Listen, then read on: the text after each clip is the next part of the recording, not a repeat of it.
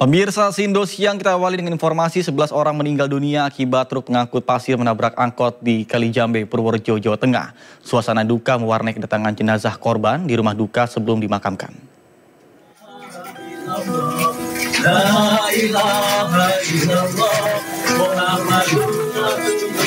Suasana duka dan isak tangis mewarnai kedatangan salah satu korban tragedi kecelakaan di Purworejo bernama Isna Hayati, warga Kampung Mendut 1, Kecamatan Mungkit, Magelang. Salah satu keluarga korban pingsan lantaran tak kuasa menahan kesedihan.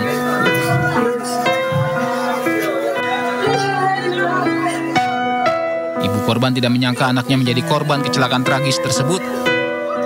Di mata keluarga, korban adalah anak yang baik dan sayang kepada orang tuanya.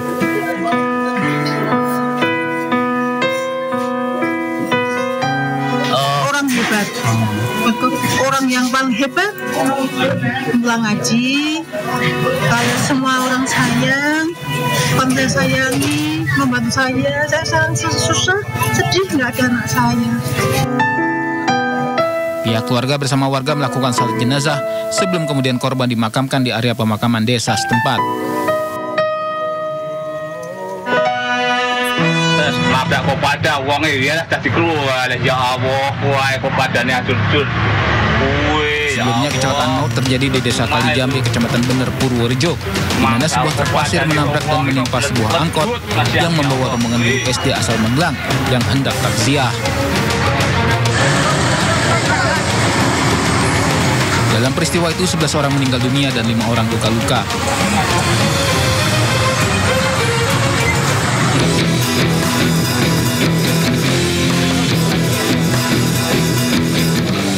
Truk tronton yang melaju di jalan menurun dari arah Magelang menuju Purworejo diduga alami remblong hingga hilang kendali dan menabrak angkot di depannya. Truk terguling dan menabrak rumah warga. Dari arah Magelang menuju Purworejo, truk yang sementara diduga mengalami rem yang blok, kemudian menabrak kendaraan angkot yang berada di depannya. Arus lalu lintas di lokasi kejadian sempat macet saat polisi berupaya mengevakuasi truk yang ringsek.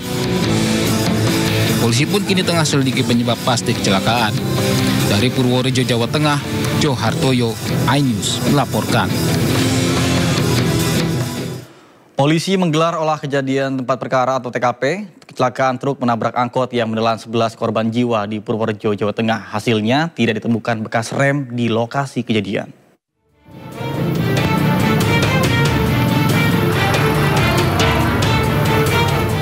Setelah truk berhasil dibalik ke posisi semula, Satuan Lalu Lintas Polres Purworejo langsung menggelar olah tempat kejadian perkara.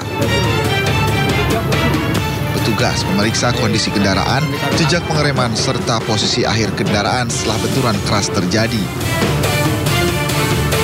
Olah TKP berlangsung selama beberapa jam dengan petugas memasang garis polisi untuk mengamankan lokasi. Polisi juga masih mendalami dugaan truk mengalami remblong.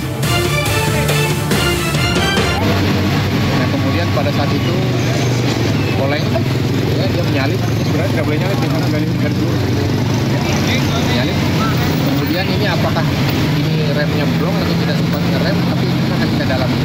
Kalau melihat daripada TKP, kita belum menemukan bekas rem. Ya. Nanti akan kita dalami apakah dia kaget dia tidak ngerem atau memang remnya tidak berfungsi. Dari benturan tersebut sehingga menimpa daripada kendaraan yang ada di depannya. Ya. Akibat kecelakaan, terjadi kemacetan kedua arah. Polisi melakukan pengaturan lalu lintas dengan sistem buka tutup untuk memperlancar arus kendaraan. Dari Purworejo, Jawa Tengah, Joe Hartoyo, iNews melaporkan.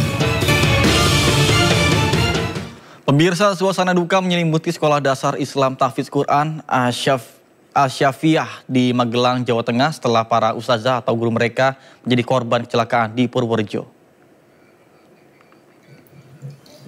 Beginilah suasana sekolah dasar Islam Tahfiz Quran Asy-Syafiyah yang berada di Dusun Cabean, Kelurahan Mendut, Kecamatan Mungkit, Magelang, Jawa Tengah.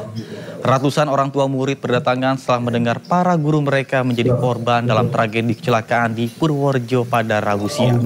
Pihak sekolah dan orang tua murid menggelar doa bersama dan sholat gaib di aula sekolah.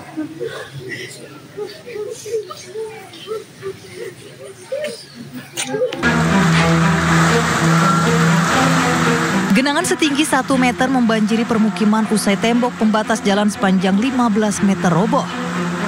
Warga sekitar yang tak menduga akan terjadi banjir langsung panik dan berusaha mengamankan barang berharga ke tempat aman. Tak hanya permukiman, akses jalan yang menghubungkan Kalibata menuju Rawajati terputus akibat tergenang air. Peristiwa terjadi saat hujan deras mengguyur Jakarta Selatan sejak Rabu siang. Saluran air yang berada tepat di belakang tembok pembatas jalan meluap mengakibatkan tembok tak kuat menahan derasnya air. Beruntung, tembok tersebut tertahan tiang penyangga kabel listrik sehingga tidak roboh ke jalan. Jebolnya tembok diduga diakibatkan saluran air yang mampet sehingga air menggenang. Tak ada korban jiwa dalam insiden ini, namun sejumlah lapak pedagang mengalami kerugian akibat tertimpa tembok. Dari Jakarta, Den Helmi Sayangbati, iNews melaporkan. Pemirsa, pagi ini Polda Metro Jaya memanggil kelima terlapor dari kasus ijazah palsu milik Presiden ke-7 Joko Widodo. Polda Metro Jaya memanggil kelima orang terlapor, diantara lain adalah Roy Suryo, mantan Menpora, ahli digital forensik Rismon Sianipar, Dr. T. Fauzia untuk menjalani pemeriksaan terkait dengan ijazah palsu Jokowi. Kelima orang tersebut dijadwalkan akan menjalani pemeriksaan pada pukul 10 pagi. Dan salah satu terlapor, Wakil Ketua Tim Pembela Ulama dan Aktivis, Rizal Fazilah, mengkonfirmasi akan memenuhi panggilan Polda Metro Jaya pada hari ini dan bersiap untuk memberikan keterangan.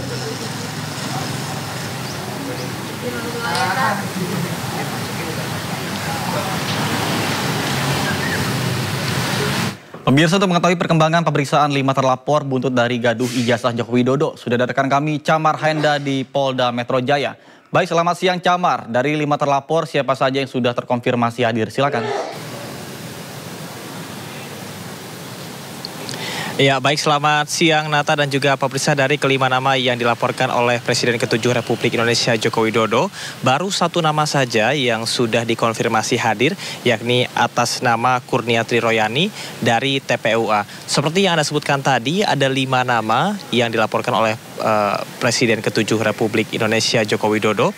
Namun ada 4 nama yang hari ini dimintai keterangan untuk undangan klarifikasi berkaitan dengan pelaporan tersebut dari TPUA. Di antaranya adalah Rizal Fadila, kemudian juga ada Damai Hari Lubis, Kurniatri Royani yang tadi saya sebutkan, dan juga Rustam Effendi. Namun baru saja kami mendapat konfirmasi dari juru bicara TPUA bahwasanya Rizal Fadila hari ini tidak hadir dikarenakan mengalami kecelakaan di Bandung usai memberikan keterangan di Barreskrim 2 hari yang lalu. Dan dapat kami sampaikan bahwa hari ini yang dikonfirmasi oleh tim dari TPUA adalah undangan klarifikasi. Dan tadi pada pukul 9 ini ketiga nama lain yang sudah hadir sudah diperiksa oleh Ditreskrimum Polda Metro Jaya dan juga sudah dilakukan BAP. Kemudian untuk barang-barang bukti yang dipersiapkan, bahwa masing-masing dari nama-nama yang sudah hadir hari ini mempersiapkan barang bukti yang berbeda. Namun bocorannya adalah berupa video dari ahli forensik dan juga beberapa pakar berkaitan dengan ketidaksesuaian ataupun juga adanya kejanggalan dari ijazah Jokowi dan juga berkaitan dengan skripsi Jokowi. Salah satunya adalah nomor pengesahan yang tidak valid. Penjadwalan ulang dari Rizal Fadilah ini belum bisa dikonfirmasi, karena pihak dari juru bicara juga menyebutkan bahwa akan menunggu surat ataupun juga panggilan berikutnya yang akan diberikan oleh pihak Polda Metro Jaya. Seperti diketahui Nata dan juga pemirsa, sebelumnya Rizal Fadila ini juga menjadi pengadu atas Dumas atau aduan masyarakat di Barreskrim Polri dan sudah dilakukan pemeriksaan di 2 hari yang lalu. Dirinya sudah mengkonfirmasi bahwa melakukan pelaporan aduan masyarakat terkait dengan ijazah Jokowi palsu pada Desember 2024.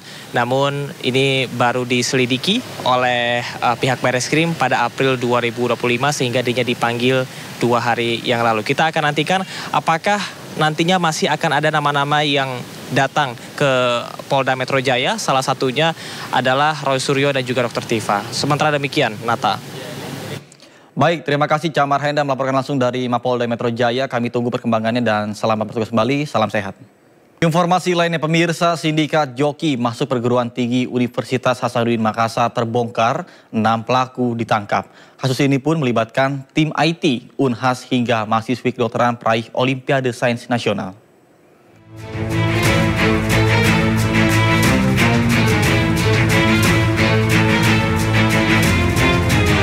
Polrestabes Makassar bersama Universitas Hasanuddin menangkap 6 orang sindikat joki pada seleksi nasional penerimaan mahasiswa baru. Ke-6 pelaku yang ditangkap AL, MY, IMS, dan ZR, dan 1 perempuan mahasiswi kedokteran UNHAS berinisial CA. Mereka memasang tarif Rp200 juta untuk menjadi joki. Joki SNPMB tersebut terdeteksi pada saat pelaksanaan ujian tulis berbasis komputer pada April 2025 lalu. Aplikasi ilegal dipasang di komputer oleh pegawai IT Unhas, sementara calon mahasiswa hanya membuka aplikasi tersebut dan menunggu hasil jawaban yang dikerjakan oleh orang lain. Di mana ada orang yang berusaha untuk memasukkan mahasiswa ke salah satu universitas di Makassar yaitu Unhas dengan cara-cara yang melanggar hukum. Ya. Jadi ini diawali dari kecurigaan Bapak Wakil Dekan terhadap adanya aktivitas hacker yang ada di Unhas ketika penerimaan mahasiswa berlangsung. Lalu ini dilaporkan kepada kami dari pihak Polrestabes dan kami melihat ada aktivitas di dalam komputer yang digunakan oleh calon mahasiswa untuk masuk ini ternyata telah disusupi aplikasi ya yang dilakukan oleh orang dalam dari Unhas. Mirisnya, tersangka CA, mahasiswi kedokteran Unhas, pernah meraih prestasi Olimpiade Sains Nasional Matematika saat SMA dan jadi mahasiswa berprestasi di Unhas. Pihak Unhas tidak mentolerir aksi ini dan akan memecat pegawai IT dan mengeluarkan mahasiswa yang terlibat. Atas perbuatannya, pelaku dijerat dengan pasal pelanggaran ITE dengan ancaman hukuman maksimal 9 tahun penjara. Dari Makassar, Sulawesi Selatan, Leo Muhammad Nur, iNews melaporkan. Ke kasus lainnya pemirsa, polisi menangkap 2 tersangka tindak pidana pencucian uang hasil judi online dan modus yang dilakukan para tersangka dengan mendirikan perusahaan cangkang dan mereka terancam 20 tahun penjara.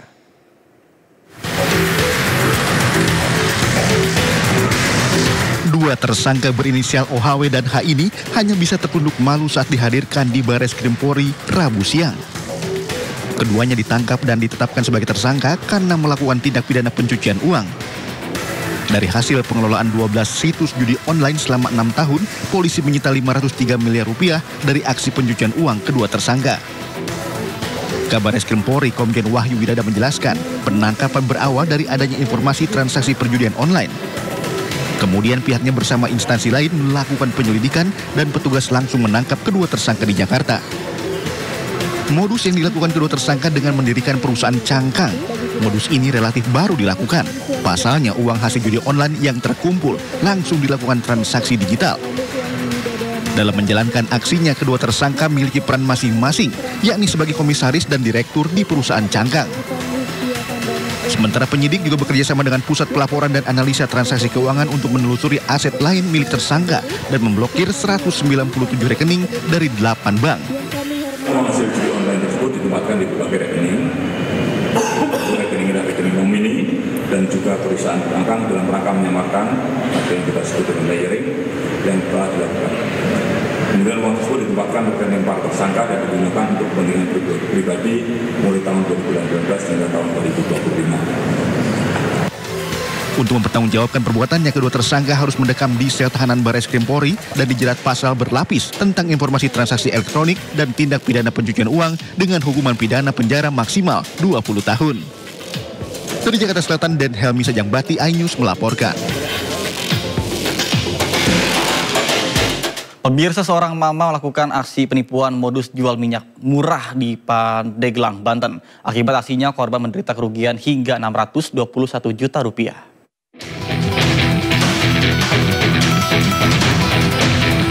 Polisi menggelandang Sri Rahayu 30 tahun karena melakukan aksi penipuan hingga 3 korban mengalami kerugian hingga ratusan juta rupiah di Pandeglang. Modus pelaku dengan menawarkan minyak goreng jauh di bawah harga pasaran. Awalnya pelaku memberikan pesanan minyak goreng sesuai dengan yang dipesan korban. Namun setelah korban memesan dalam jumlah yang lebih besar, ternyata minyak goreng tidak kunjung datang. Bahkan karena tidak dapat memenuhi pesanan, pelaku pun menghindar dari korban hingga dilaporkan ke polisi. Dari ketiga korban, total kerugian yang dialami sebesar 621 juta rupiah. Korban ini membeli beberapa kali minyak goreng, namun pada saat mau dikirim, nanti dia mengatakan nanti akan saya kirim sekaligus, jadi bukan hanya sekali pembelian. Nah, pada saat waktu yang dijanjikan, itu barang-barangnya, minyak gorengnya tidak juga sampai diterima oleh pembeli itu. Atas perbuatannya, pelaku harus terjerat pasal 378 dan pasal 373 dengan ancaman 6 tahun kurungan penjara. Dari Pandeglang, Banten, Iskandar Nasution, iNews melaporkan. Pemirsa, anggota Komisi 10 DPR RI Ahmad Dhani dinyatakan melanggar kode etik sebagai anggota legislator atas dugaan penghinaan marga Pono yang berasal dari Nusa Tenggara Timur. Putusan disampaikan Mahkamah Kehormatan Dewan DPR RI dan Ahmad Dhani mendapatkan sanksi berupa teguran lisan.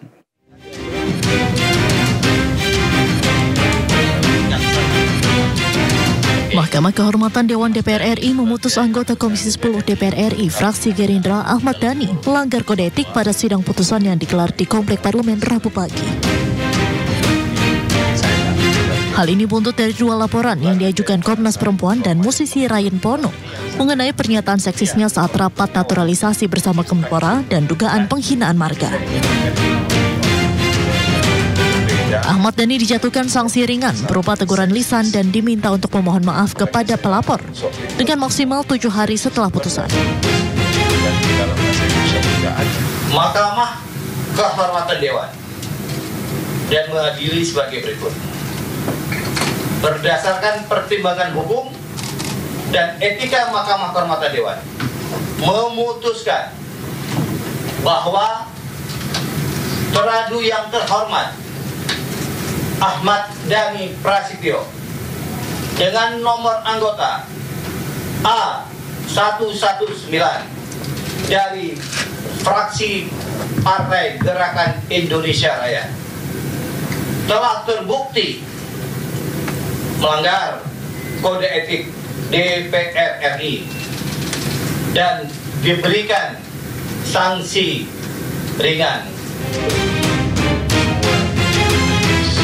Menanggapi kasus ini, Ahmad Dhani pun meminta maaf sekaligus memberikan pembelaan bahwa dirinya berbeda pandangan dengan Komnas Perempuan akan pernyataannya yang dinilai kontroversial.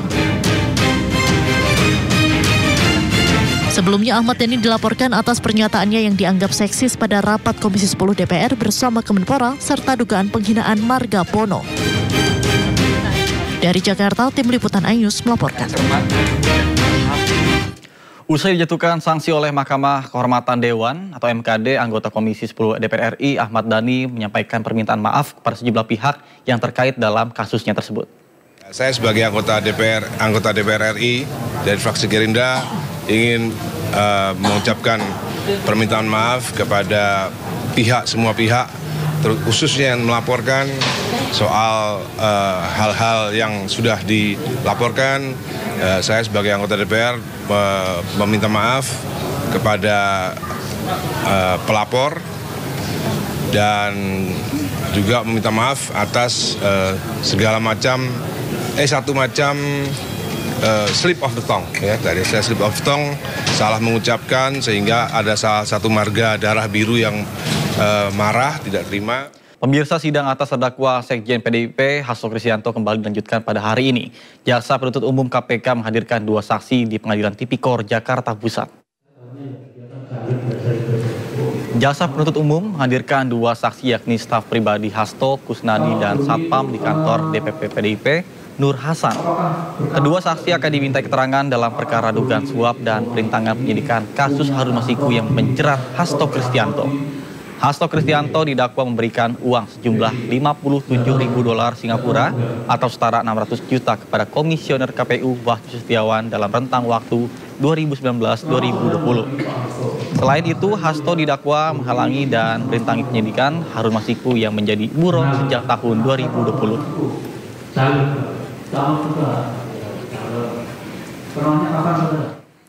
Pemirsa, perkembangan dari sidang lanjutan Hasto Kristianto sudah ada rekan kami Syahreza Zanski di Pengadilan Tipikor Jakarta Pusat. Baik, selamat siang Reza. Selain staf pribadi Hasto Kristianto, siapa lagi yang akan dihadirkan pada hari ini? Silakan. Ya, baik Nata dan juga pemirsa terkait sidang terdakwa Hasto Kristianto yang merupakan sekjen PDI Perjuangan. Hari ini adalah fokusnya adalah pemeriksaan saksi yang beberapa dipanggil, diantaranya adalah Kusnadi dan juga Nur Hasan yang merupakan Satpam DPP PDI Perjuangan yang bertugas di rumah aspirasi Hasto Kristianto. Namun sebelumnya diinformasikan bahwasanya ada ex-ketua komisioner KPU Hashim Asyari, namun hingga saat ini belum terlihat. Dan baru saja ada dua saksi seperti Kusnadi dan juga Nur Hasan tentunya untuk memberikan keterangan terkait perkara dugaan suap dan juga perintangan penyidikan pergantian antara waktu untuk yang menjerat Harun Masiku yang juga menjerat Hasto Kristianto tentunya. Nata dan juga pemirsa, perlu diketahui dalam kasus ini Hasto dalam dakwaannya ini memberikan uang sejumlah 600 juta kepada ex-komisioner KPU Wahyu Setiawan, dan tindakan ini disebut dilakukan bersama advokat Dodi Tri Istiqomah dan juga kader PDI Perjuangan Saiful Bahri. Dan tentunya ini menarik untuk mengulik apa saja fakta-fakta yang nantinya akan terkuak pada hari ini, di mana fokusnya adalah pemeriksaan dua saksi yakni Nur Hasan dan juga Kusnadi, di mana dalam dakwaannya disebutkan bahwasanya Hasto melalui Nur Hasan memerintahkan Harun Masiku untuk merendam telepon genggamnya setelah KPK ini melakukan penangkapan terhadap ex-komisioner KPU RI yakni Wahyu Setiawan.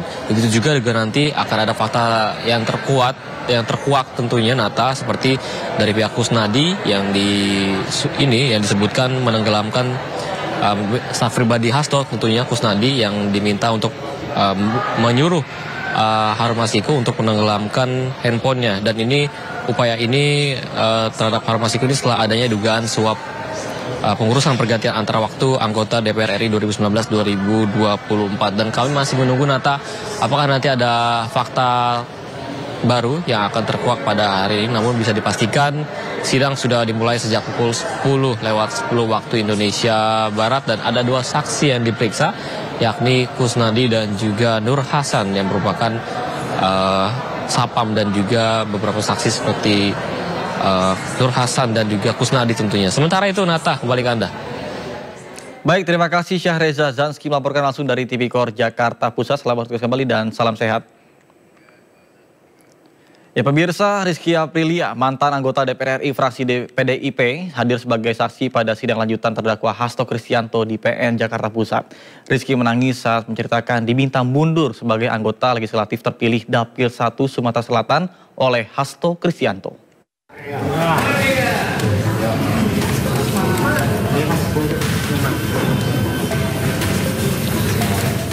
Sidang lanjutan kasus dugaan suap dan perintangan penyidikan pergantian antar waktu anggota DPR RI 2019-2024 untuk Harun Masiku dengan terdakwa sekjen PDIP Hasto Kristianto kembali digelar di Pengadilan Tindak Pidana Korupsi Jakarta Pusat. Apa alasan saya disuruh mundur pada saat itu? Karena saya juga kader partai. Mantan anggota DPR RI dari fraksi PDIP, Rizky Aprilia, hadir sebagai saksi menangis terseduh saat menceritakan diminta mundur sebagai anggota legislatif terpilih di Dapil 1 Sumatera Selatan pada pemilu 2019-2024 untuk digantikan dengan Harun Masiku. Terus-terusan kalah. Rizky mengakui bertemu dengan ex-kader PDIP Saiful Bahri di Singapura. Saat itu Saiful yang membawa amplop coklat berisi fatwa Mahkamah Agung meminta dirinya mundur dari Dapil 1 Sumsel atas perintah Hasto. Rizky yang menolak permintaan tersebut kemudian mengkonfirmasi kepada Hasto alasan ia diminta mundur pada 27 September 2019 lalu. Iya, intinya saya disuruh mundur. Saksi diminta mundur sebagai caleg terpilih. Betul. Tujuannya supaya apa? Supaya atas nama saudara Harun Masiku ini bisa menduduki posisi DPR RI terpilih gitu. Untuk dapil Sumsel 1. Iya.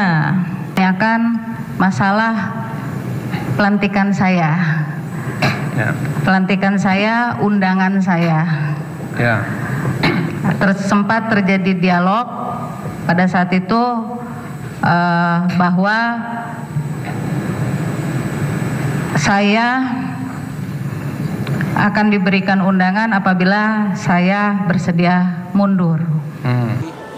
Menanggapi kesaksian tersebut, tim kuasa hukum Hasto Roni Talapesi menilai bahwa saksi yang dihadirkan tak bisa menjelaskan terkait dengan peristiwa suap dan tidak ada kaitannya dengan kliennya. Menurut kami bahwa persidangan hari ini juga pun mengungkap bahwa dana operasional itu dari Harun Masiku.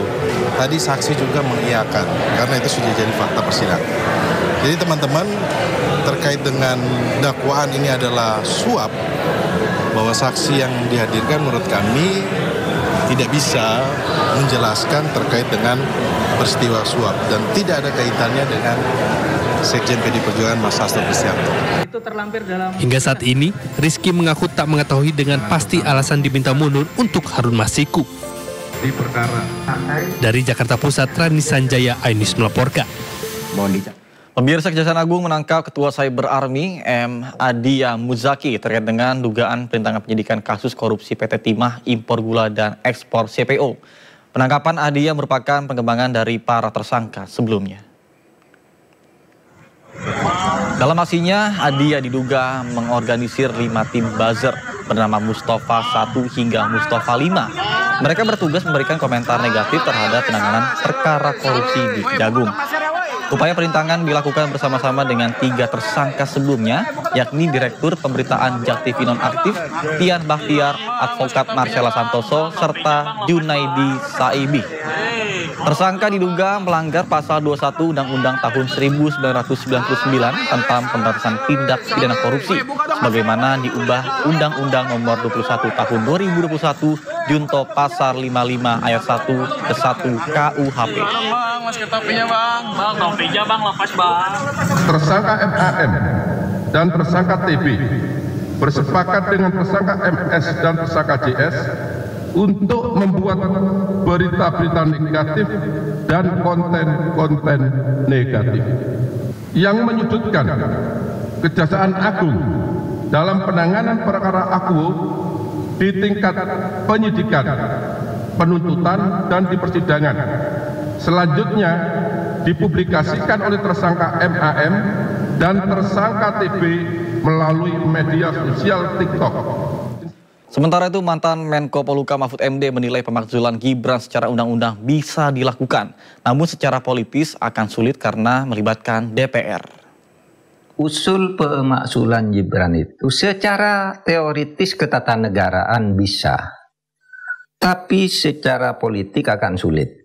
Secara politik akan sulit. Ketatanegaraan itu sudah mengatur kalau presiden, wakil presiden melakukan 5 hal atau terjadi 1 hal jadi 6 akhirnya.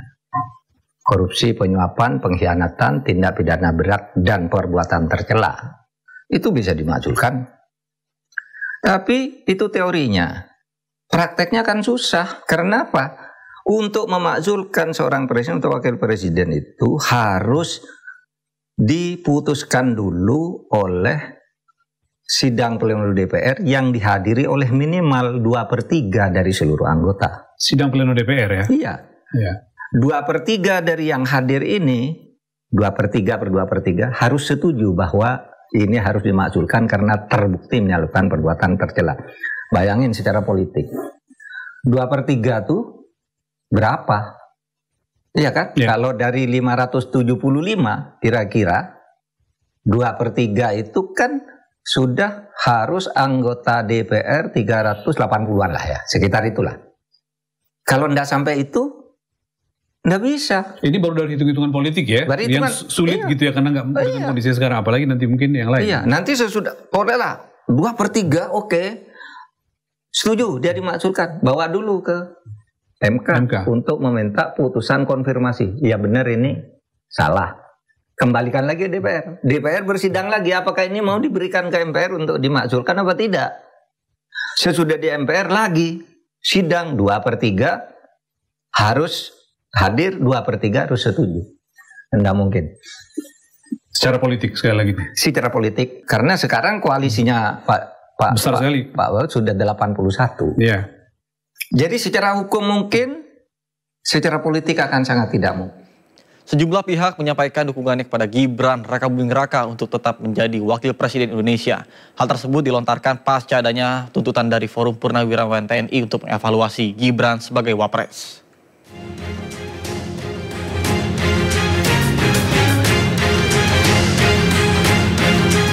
Sejumlah pihak ikut berkomentar soal desakan Forum Purnawirawan TNI yang meminta Wakil Presiden RI Gibran Rakabuming Raka diganti. Salah satu tokoh yang turut angkat suara ialah Gubernur Lemhanas Aceh Hasan Syazili. Menurut Aceh, desakan purnawirawan tersebut tak perlu ditindaklanjuti. Aceh mengatakan penetapan Gibran sebagai Wakil Presiden RI periode 2024-2029 merupakan pilihan rakyat dari hasil pemilihan Presiden 2024. Maka dari itu, Aceh menegaskan seluruh pihak harus tegak lurus terhadap konstitusi negara.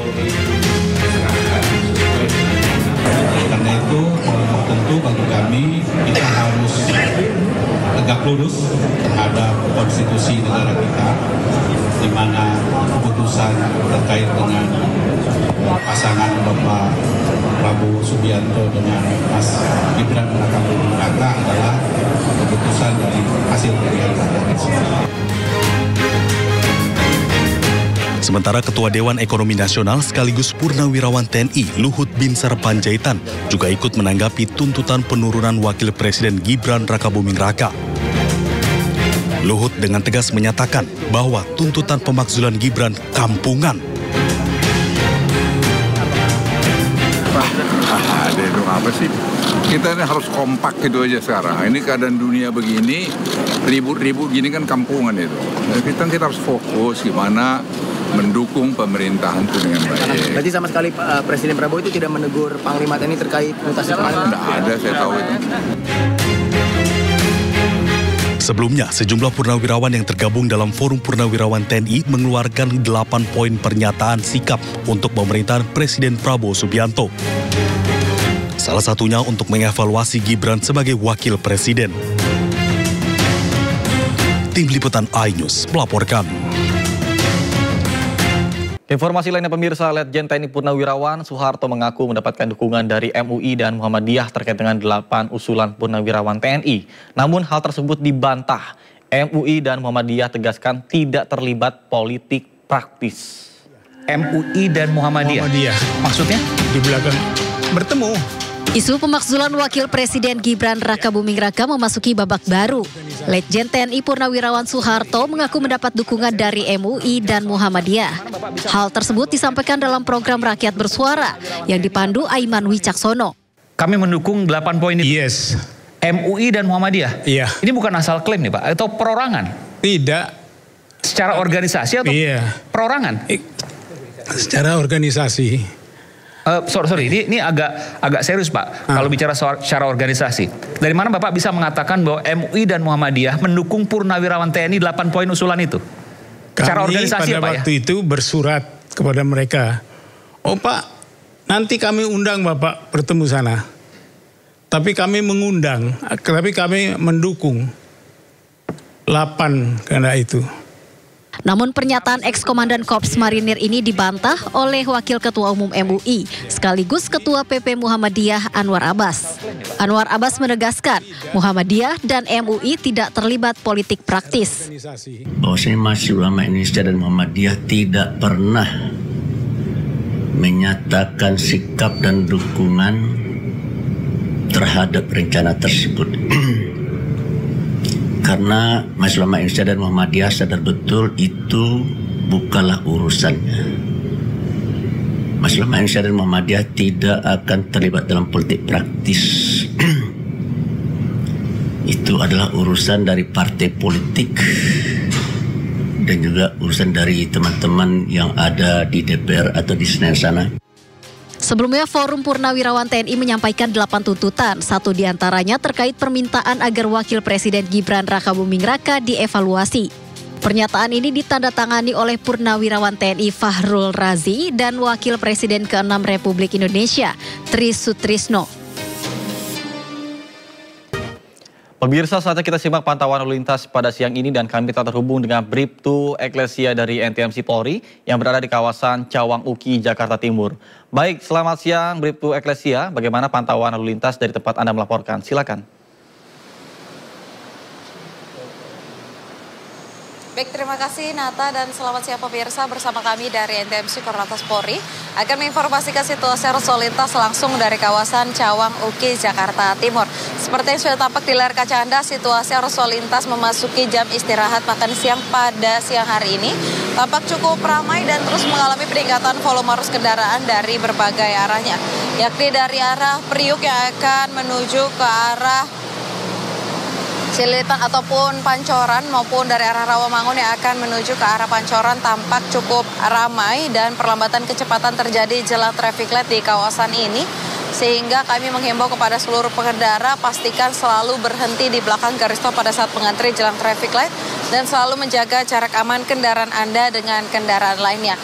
Ketersendatan di kawasan ini terjadi menjelang traffic light dan juga adanya pertemuan arus dari arah Cililitan dan juga dari arah Rawamangun yang akan menuju ke arah Pancoran. Kami menghimbau kepada seluruh pengendara pastikan tetap berhati-hati dan terus berkonsentrasi pada saat sedang berkendara. Selanjutnya dari arah Halim ataupun tol Jakarta Cikampek yang akan berbelok menuju ke arah Cililitan maupun Kramat Jati, dan di arah sebaliknya pada siang hari ini tampak cukup ramai, kondusif, lancar. Begitu pula kami menghimbau kepada seluruh pengendara pastikan selalu menjaga batas maksimal kecepatan kendaraan Anda, dan bagi kendaraan yang akan melintas ke jalur tol pastikan e-tol Anda dalam keadaan cukup agar tidak terjadi antrian kendaraan yang cukup berarti jelang gerbang tol. Dan dapat kita lihat bersama dari arah Cawang yang akan menuju ke arah MT Haryono juga tampak cukup ramai dan cenderung mengalami perlambatan kecepatan kendaraan dikarenakan meningkatnya volume arus kendaraan. Kami menghimbau kepada seluruh pengendara pastikan selalu mematuhi rambu lalu lintas serta marka jalan yang berlaku dan tidak lupa untuk mengikuti arahan serta petunjuk petugas kami di lapangan. Dan di kawasan ini juga terdapat jalur busway. Kami menghimbau kepada seluruh pengendara untuk tidak menggunakan lajur busway sebagai lajur kendaraan Anda karena dapat membahayakan keselamatan diri Anda. Dan bagi Anda pemirsa yang ingin mendapatkan informasi situasi arus lalu lintas selengkapnya dapat menghubungi call center kami di 1-500-669 ataupun melalui SMS center di 9119. Selamat beraktivitas, hati-hati di jalan dan salam presisi. Demikian Bribtu Eklesia melaporkan, kembali kepada Nata. Silakan. Baik, terima kasih Bribtu Eklesia atas laporan dari kawasan Cawang Uki, Jakarta Timur. Selamat bertugas kembali dan salam presisi. Pemirsa, petugas pelindung jemaah mendeteksi kedatangan 30 warga negara Indonesia yang hendak berhaji dengan visa ziarah di Bandara King Abdul Aziz, Jeddah, Arab Saudi. Mereka bahkan rela membayar hingga 150 juta untuk bisa melaksanakan haji dengan visa ziarah.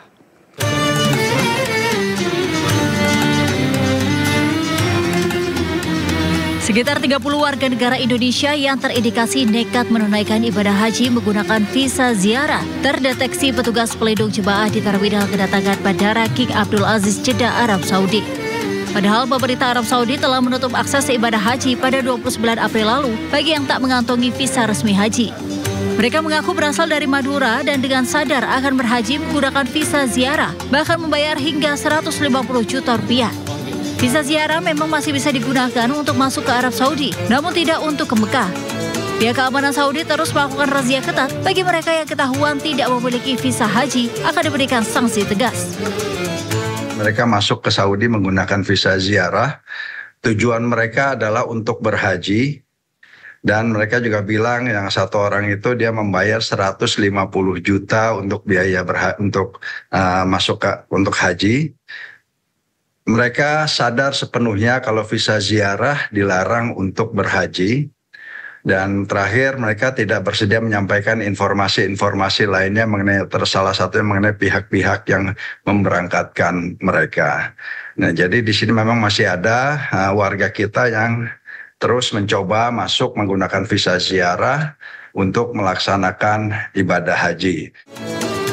Masyarakat diminta untuk tidak tergiur dengan janji manis oknum yang mengaku bisa membantu berhaji dengan visa yang tidak resmi. Dari Madinah, Arab Saudi, Kiki Irfan melaporkan. Pemirsa, sebanyak 780 jemaah calon haji asal Tangerang, Banten tiba di Asrama Haji Pondok Gede, Jakarta Timur pada hari ini. Calon jemaah haji ini akan melakukan pengecekan administrasi dan transit terlebih dahulu sebelum dijadwalkan berangkat ke Tanah Suci pada hari Jumat. Jemaah calon haji asal Tangerang, Banten tiba di Asrama Haji Pondok Gede, Jakarta Timur. Calon jemaah haji ini tiba pada pukul 8 pagi untuk melakukan rangkaian pengecekan administrasi hingga cek kesehatan. Dijadwalkan terdapat 2 kloter dengan total 780 calon jemaah haji yang tiba dan transit di Asrama Haji Pondok Gede. Para jemaah juga akan menginap terlebih dahulu di asrama sebelum nantinya akan dijadwalkan untuk berangkat menuju ke Tanah Suci pada esok hari.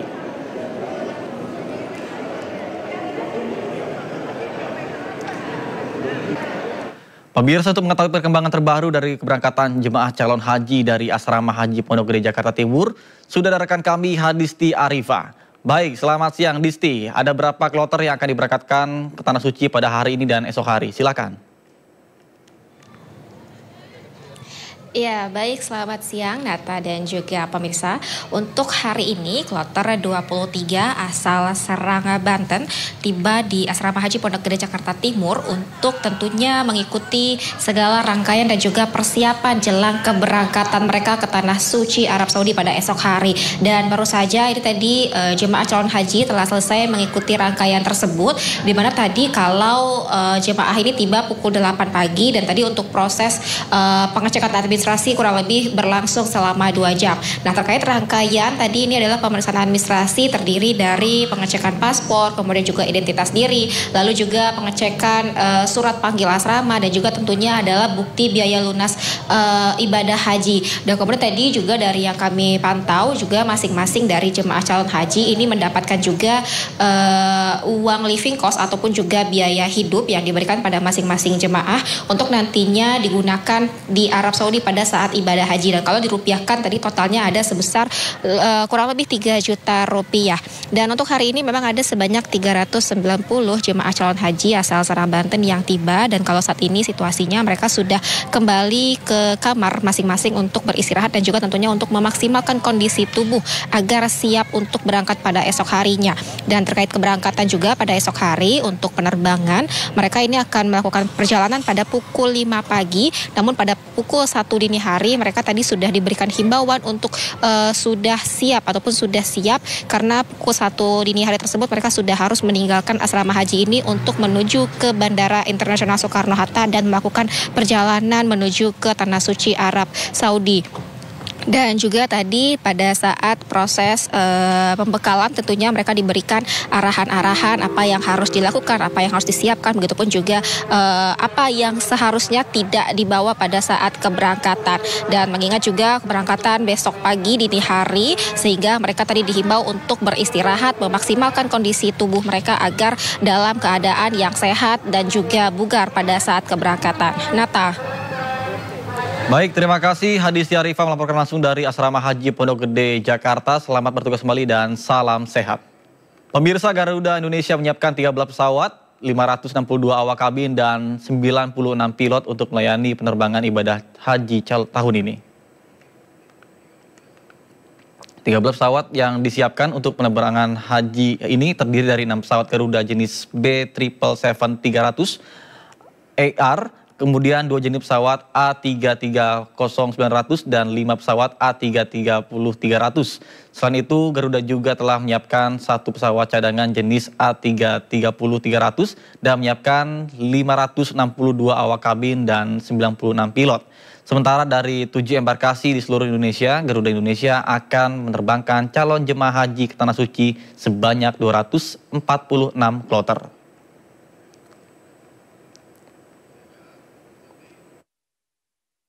30-300. Jadi total pesawat yang kami siapkan adalah 13+1. Jadi 13 pesawat untuk operasional dan juga 1 pesawat sebagai backup. Untuk jumlah awak kabin yang kami siapkan dalam penerbangan haji ini sebanyak 562 awak kabin dan pilot sebanyak 96 pilot. Dan dari 7 embarkasi itu, kami akan menerbangkan sebanyak 246 kloter. Selain itu juga rencana pemerintah membangun perkampungan jemaah haji dan umroh Indonesia di Mekah, Arab Saudi mendapatkan sambutan positif dari para pelaku usaha penyelenggara travel haji dan juga umroh. Di mana Amhuri menilai dengan adanya kampung khusus jemaah Indonesia ini bisa menjadi mercusuar bagi jemaah haji dan umroh sebagai destinasi religi. Langkah Presiden Prabowo Subianto yang ingin membangun perkampungan khusus jemaah haji dan umroh Indonesia di Mekah, Arab Saudi mendapat apresiasi dan disambut baik Asosiasi Muslim Penyelenggara Haji dan Umroh Republik Indonesia atau Ampuri. Ketua Umum DPP Ampuri Firman M. Nur menegaskan rencana pemerintah ini sejalan dengan usulan Ampuri sejak tahun 2019 untuk membangun Indonesia Town atau Indonesia City di Mekah, di mana rencana pembangunan perkampungan di dejet kawasan Masjidil Haram ini akan memberikan banyak keuntungan bagi masyarakat Indonesia yang menunaikan ibadah haji maupun umroh.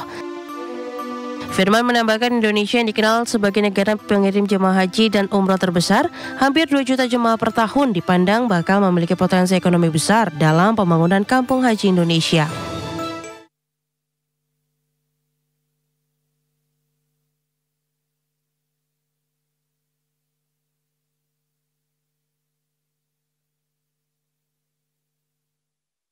Beralih informasi lainnya pemirsa, pendiri Microsoft Bill Gates memberikan dana hibah sebesar 159 juta dolar Amerika Serikat atau setara 2,6 triliun kepada Indonesia.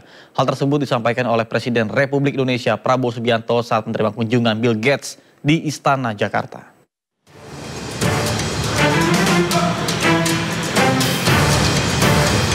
Pendiri Microsoft dan Gates Foundation sekaligus tokoh filantropis Bill Gates tiba di Istana Merdeka Jakarta Rabu pagi. Kehadiran Bill Gates disambut hangat oleh Presiden Prabowo Subianto. Presiden memperkenalkan jajaran Kabinet Merah Putih kepada Bill Gates, diantaranya Menteri Luar Negeri Sugiono, Menteri Komunikasi dan Digital Mutia Hafid, Sekretaris Kabinet Teddy Indrawijaya, dan Menteri Kesehatan Budi Gunadi Sadikin. Keduanya kemudian menggelar pertemuan tertutup membahas berbagai isu strategis dan kerjasama di sejumlah bidang. Bintang tertinggi kita untuk seorang warga negara asing karena jasa-jasanya untuk bantu rakyat Indonesia dan rakyat dunia. I just announced that I've decided to convene our council for the national awards. You know, Indonesia is very serious about malnutrition, and we have a number of proven tools like what we call multiple micronutrient supplement that pregnant mothers can take instead of just taking folic acid and iron. They take a pill that actually has many vitamins in it. And yeah, Indonesia is one of the first to launch that. Presiden Prabowo menyampaikan bahwa Bill Gates telah memberikan dana hibah lebih dari 159 juta dolar Amerika Serikat kepada Indonesia. Dana hibah ini akan banyak dialokasikan ke sektor kesehatan. Dari Jakarta, tim liputan iJoes melaporkan. Presiden Prabowo Subianto mengungkapkan pendiri Microsoft dan Gates Foundation, Bill Gates, tengah mengembangkan vaksin TBC. Sementara itu, Indonesia akan menjadi salah satu tempat uji coba vaksin buatan Bill Gates.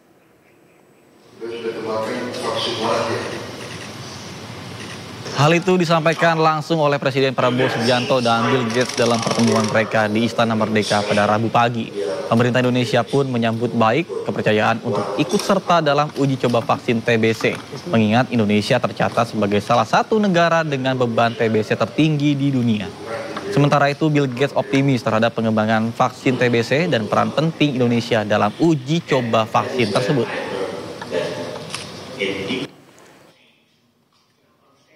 Beliau sudah mengembangkan vaksin TBC untuk dunia, tapi Indonesia ada di salah satu tempat yang akan dicoba. Dan kita harus mengetahui bahwa TBC memakan korban kita cukup besar, yang meninggal hampir 100.000 tiap tahun. Tuberculosis vaccine, and in fact the trials for tuberculosis vaccine have started, including with the strong relationship here in Indonesia. We have 2 of the sites where we're testing that vaccine are here, and that will help us know how well it works. TB is a great example of a disease that, because the rich countries don't have the disease, it just doesn't get hardly any money for diagnostics or drugs or vaccines, and so that's been one of our big focuses. Selain itu ada juga momen unik saat kunjungan Bill Gates ke istana. Tidak hanya membacakan potensi kerjasama dan kontribusi Bill Gates di Indonesia, namun juga kehangatan suasana saat Bill Gates bertemu dengan Bobby Kertanegara atau kucing sayangan Presiden Prabowo Subianto.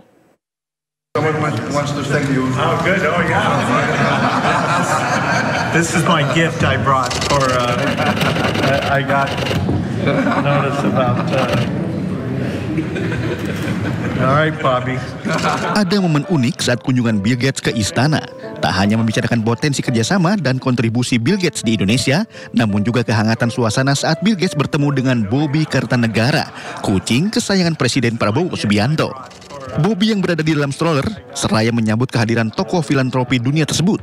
Sambil tersenyum, Bill Gates menghampiri stroller Bobby dan menunjukkan sebuah boneka ikan dari stroller pemberian dirinya sebagai tanda perkenalannya dengan Bobby. Someone wants to thank you. Oh, good. Oh, yeah. This is my gift I brought for, I got notice about, all right, Bobby. You're famous. Sambil memegang boneka paus berwarna hitam putih, Bill Gates menggoda Bobby yang duduk manis di atas stroller dengan menyebut Bobby sangat terkenal. Tak hanya itu, usai berjumpa dengan Bobby, Presiden Prabowo juga menyerahkan cendera mata berupa keris sebagai simbol penghormatan budaya Indonesia kepada Bill Gates. Tim Liputan iNews melaporkan. Sementara itu, pemirsa, program Makan Bergizi Gratis mendapatkan perhatian khusus dari orang terkaya ke-13 di dunia, yakni Bill Gates.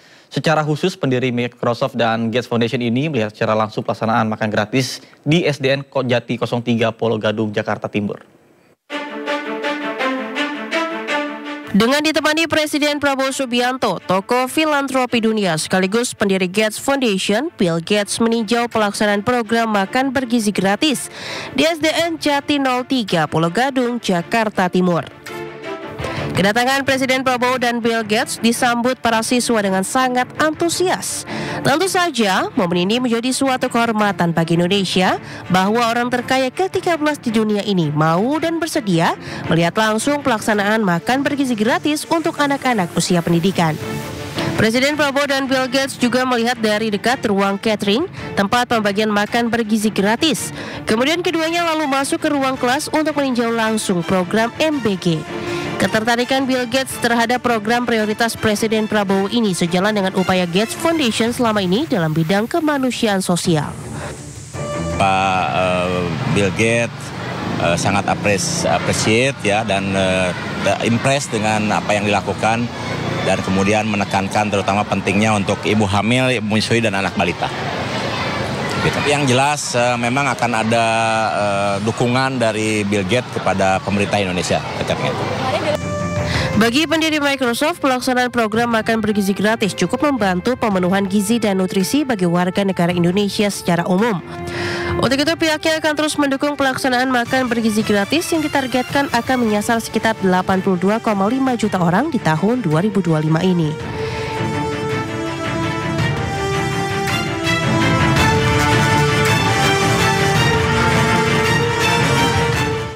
Presiden Prabowo Subianto memeluk hangat dua anak berkebutuhan khusus yang menyambut kedatangannya saat meninjau program makan bergizi gratis di SDN Jati 03 Pulau Gadung, Jakarta Timur.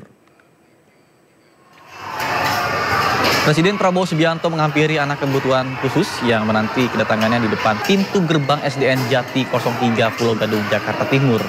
Presiden Prabowo Subianto menyambut anak tersebut sambil memeluknya. Setelah memeluk salah satu anak, Presiden Prabowo pun memeluk hangat anak lainnya yang telah menanti kedatangannya di depan pintu gerbang usai melakukan peninjauan di sekolah dasar.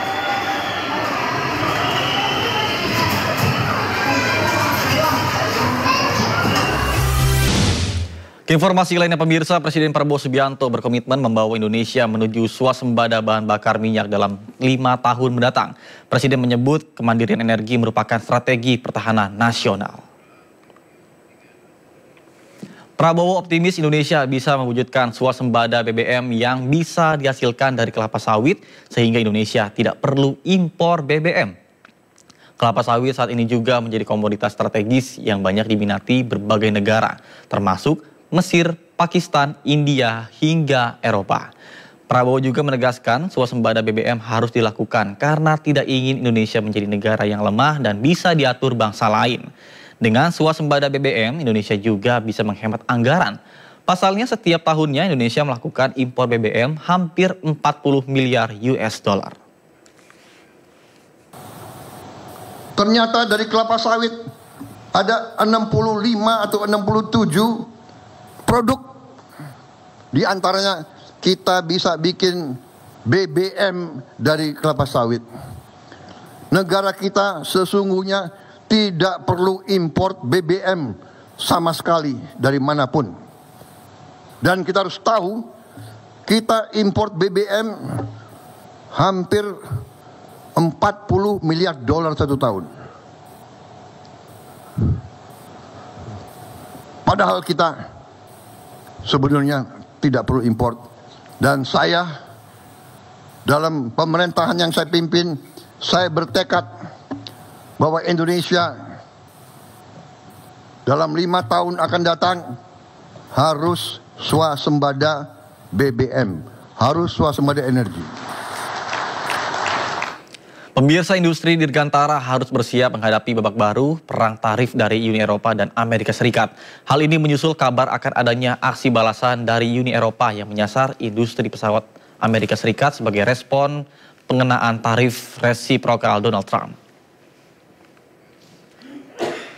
Dilansir dari Reuters, Komisaris Perdagangan Uni Eropa Maros Sefcovic baru-baru ini mengatakan bahwa pihaknya akan mengumumkan rincian langkah balasan selanjutnya jika negosiasi tarif gagal diraih dengan Washington. Salah satu langkah yang dikabarkan akan dilakukan yakni pengenaan tarif pada pesawat sipil dari Boeing yang dimasukkan ke dalam daftar komoditas yang menjadi sasaran tarif pembalasan ke Trump.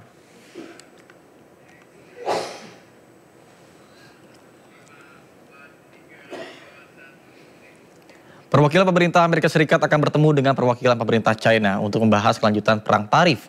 Ini akan menjadi pertemuan tatap muka pertama pemerintah kedua negara usai Amerika Serikat dan China saling memberlakukan tarif masuk yang tinggi. Menteri Keuangan Amerika Serikat Scott Bessent serta perwakilan dagang Amerika Serikat Jamieson Greer akan berkunjung ke Swiss pada akhir pekan ini untuk mengadakan perundingan dagang dengan pemerintah China, di mana tahap awal negosiasi antara kedua negara ini akan dipimpin oleh Wakil Perdana Menteri China He Lifeng. Rencana perundingan tersebut terungkap melalui sebuah pernyataan dari pemerintah China dan Amerika Serikat yang dirilis pada Selasa kemarin waktu setempat. Rencana pertemuan itu pun akan menjadi pertemuan tatap muka pertama antara perwakilan pemerintah Amerika Serikat dan China, usai kedua negara saling mengumumkan pemberlakuan tarif masuk yang tinggi terhadap barang dari masing-masing negara. Presiden Amerika Serikat Donald Trump mengenakan bea masuk sebesar 145% pada barang impor dari China. Pemerintah China pun merespon kebijakan tersebut dengan memberlakukan tarif masuk sebesar 125% terhadap barang asal Amerika Serikat. Namun dalam beberapa hari terakhir, Trump mengisyaratkan bersedia untuk menurunkan besaran tarif masuk barang asal China. Meski belum diketahui kapan penurunan itu akan dilakukan. Trump menyebut potensi penurunan tarif tersebut dimungkinkan karena tarif masuk yang diberlakukan Amerika Serikat dengan China saat ini sudah sangat tinggi.